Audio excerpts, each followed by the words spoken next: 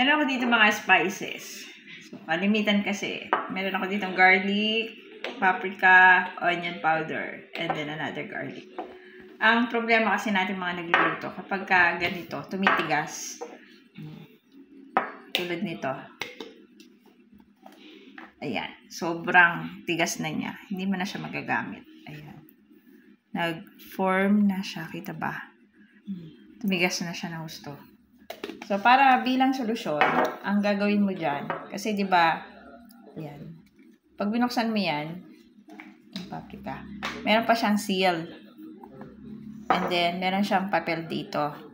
Itong papel na to, yan, huwag man tatanggalin yan. Ito lang ang tatanggalin mo.